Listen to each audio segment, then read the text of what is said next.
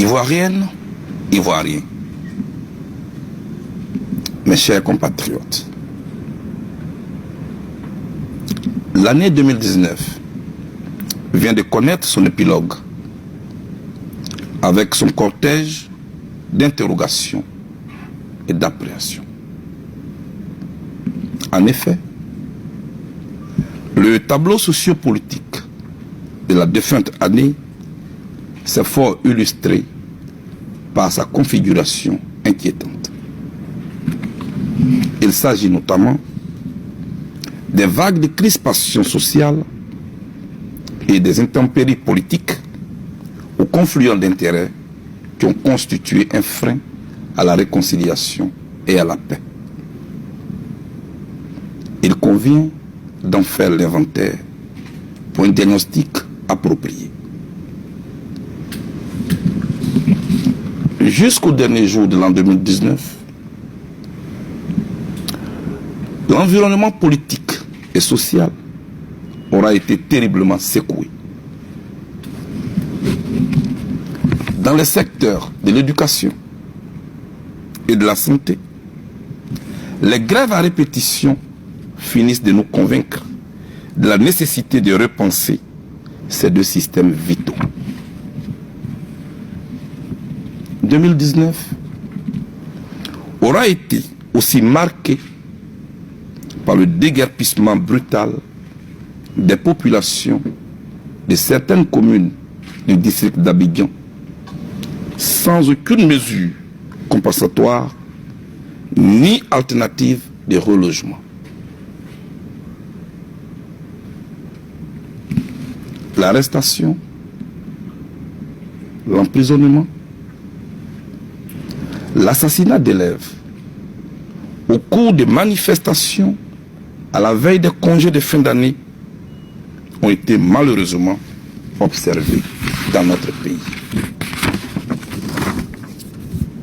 Perside Kokora, 15 ans, élève au lycée moderne de Dimbokro, est morte, tuée par balle réelle. Avant elle, plusieurs autres élèves ont été froidement abattus dans les mêmes circonstances.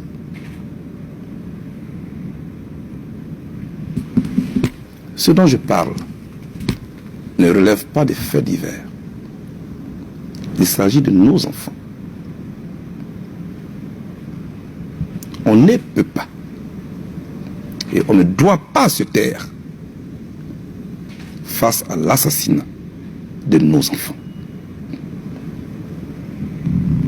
Perside Kokora pouvait être ma fille. Perside Kokora pouvait aussi être la fille de n'importe quel Ivoirien. Pour moi, aucune raison, aucune, ne saurait justifier que notre police tire à balles réelles sur une foule. Surtout quand celle-ci est composée d'élèves au menu.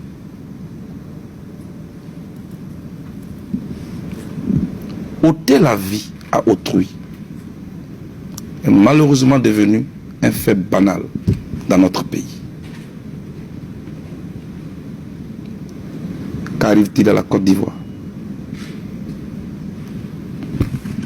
Au marché, nos mamans ne peuvent plus rien acheter. Au regard du coût exorbitant des produits de première nécessité, en dépit de l'émergence promise. En outre, le champ politique de notre pays ne s'est pas affranchi de scènes portant l'estampille de la méfiance, de la peur, de l'intimidation et de la violence.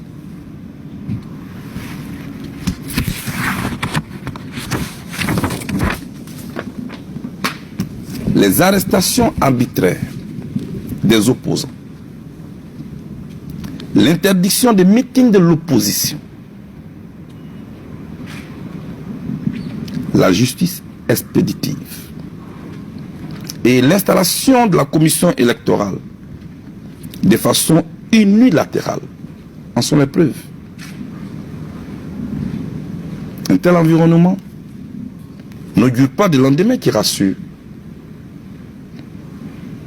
C'est pourquoi les questions cruciales liées au prochain processus électoral doivent faire l'objet d'un dialogue franc et sans passion entre le pouvoir et l'opposition. Il s'agit notamment de la mise en place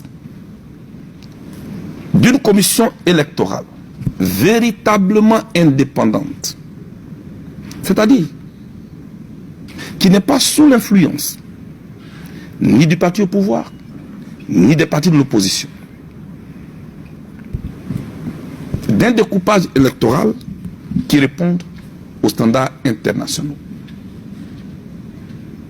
de la révision du listing électoral et de la gratuité de la carte nationale d'identité, vu la précarité dans laquelle vivent nos populations. Au demeurant, le processus de réconciliation nationale, appelé de tous les vœux par l'opposition, la société civile, les chefs coutumiers et les chefs religieux, a été fragilisé et mis sous le boisseau par le régime d'Abidjan. Et pourtant,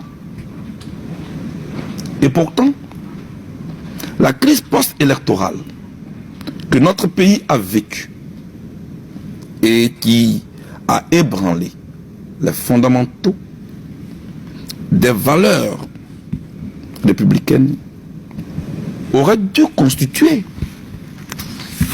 l'indicatrice majeure de la restauration totale de la Côte d'Ivoire par le dialogue.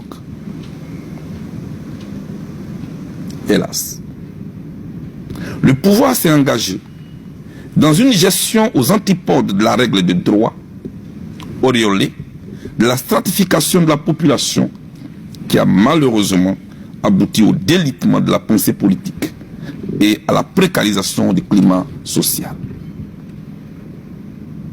Pourtant, le régime du RHDP, dont le projet politique repose sur le vivre ensemble, qui tait sa substance de l'oufoutisme, rame à contre-courant de l'idéologie de dialogue et de paix chère au premier président de la République de Côte d'Ivoire, son Excellence Félix Houphouët-Boigny, paix à son âme. L'observation générale et circonstanciée des actes de gestion du pouvoir en place profane à suffisance les valeurs de l'oufoutisme dont se réclament pourtant les tenants actuels du pouvoir. L'investissement du régime continue de se bâtir sur la violation permanente des droits de l'homme, la confiscation des libertés individuelles et collectives et une justice aux ordres dont les condamnations n'honorent point nos magistrats.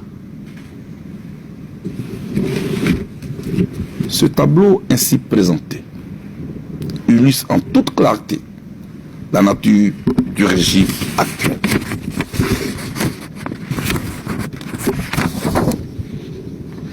Ce régime qui crucifie le processus de réconciliation nationale sur l'autel de ses intérêts. Mais, malgré les assauts répétés des persécutions permanentes qui meublent le quotidien des Ivoiriens, nous gardons toujours notre détermination à la consolidation de la paix. Dès mon acquittement, j'ai réitéré ma volonté de rencontrer tous les acteurs politiques ivoiriens, y compris les tenants du pouvoir actuel. Je reste toujours attaché et fidèle à cette démarche de paix de laquelle rien ne pourra me déterminer. Absolument rien ne pourra me détourner. Pour moi, la réconciliation n'est pas une option, mais une obligation, voire une nécessité, qui doit fédérer tous les différents acteurs de la vie politique ivoirienne. Ensemble, réunis autour de la mère patrie, nous devons apaiser le climat social et politique. C'est un devoir pour nous. Il nous faudra exclure la violence et les coups de force de la vie politique. Pour moi, la seule et unique voie pour parvenir au pouvoir demeure la voie des urnes. Malheureusement, la méthode politique qui nous est donnée de voir n'est pas rassurante pendant 2020. Année électorale, année décisive, année sensible. C'est donc à juste titre que j'invite les chefs religieux et les chefs coutumiers à prendre toute leur place dans l'œuvre complexe de la réconciliation qui peine à prendre forme. Leur engagement dans ce sacerdoce peut aider à recoudre le tissu sociopolitique toujours fragile par l'intermittence du régime qui reste sourd aux cris de détresse des populations qui ne veulent plus revivre le scénario cauchemardesque de 2010. En ce qui me concerne, malgré ma condamnation à 20 ans d'emprisonnement, je continue de dénoncer ce fait. Mais je reste focalisé sur l'objectif de reconstruction de paix.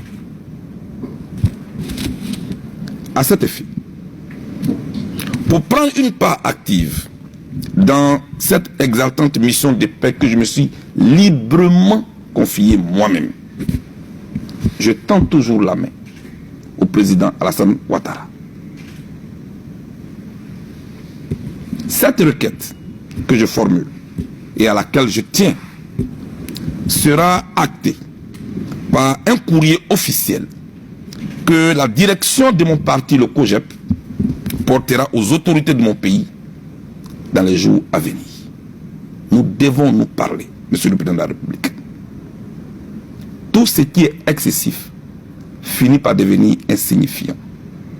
Une crise, elle naît, elle se développe et elle finit un jour. Arrêtons de remuer le couteau dans une plaie à peine cicatrisée. Face à la situation que traverse notre pays, nos égos, nos ambitions politiques ne doivent pas prendre le pas sur la vie des Ivoiriens. Monsieur le Président, mes chers compatriotes, revenons à présent à ma condamnation par contumace par la justice de mon pays. Pourquoi? Pourquoi les autorités de mon pays me condamnent-elles par contumace ou in absentia, pour parler comme les latins?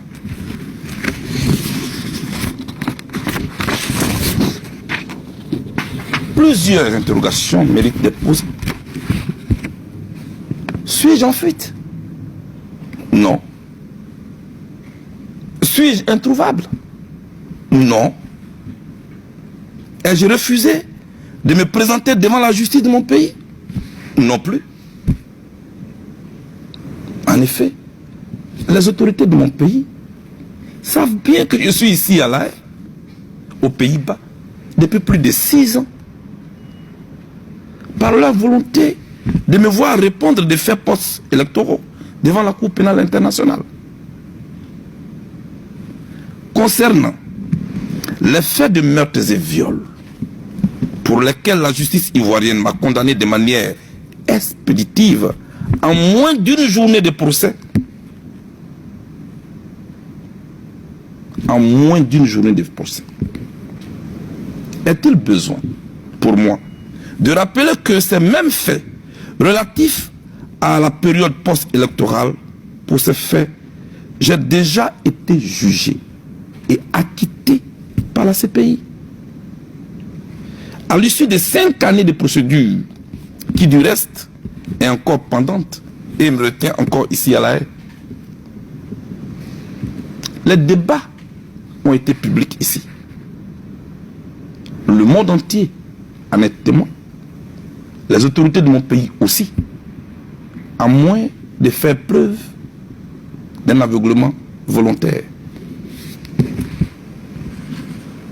Est-ce donc cela le sens de l'expression « tout est bouclé, tout est géré, tout est calé », devenu aujourd'hui le slogan du RHDP, parti au pouvoir?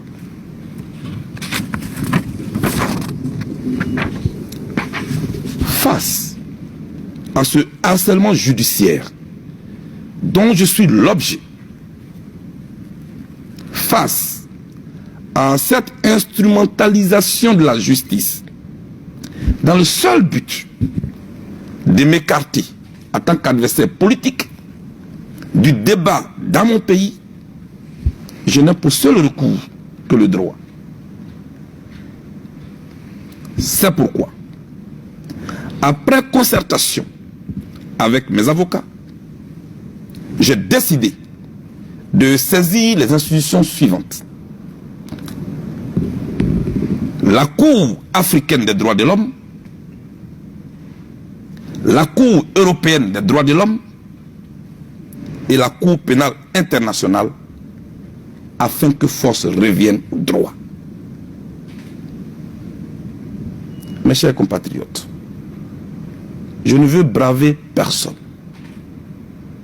Mais j'engage cette initiative afin qu'il ne soit plus permis, jamais, que le régime d'Abidjan piétine permanemment nos droits et nos libertés comme bon lui semble. Mes chers compatriotes, au terme de mon propos, je voudrais vous souhaiter une très bonne et heureuse année 2020. Que Dieu Tout-Puissant protège et bénisse la Côte d'Ivoire, notre patrie. Je vous remercie.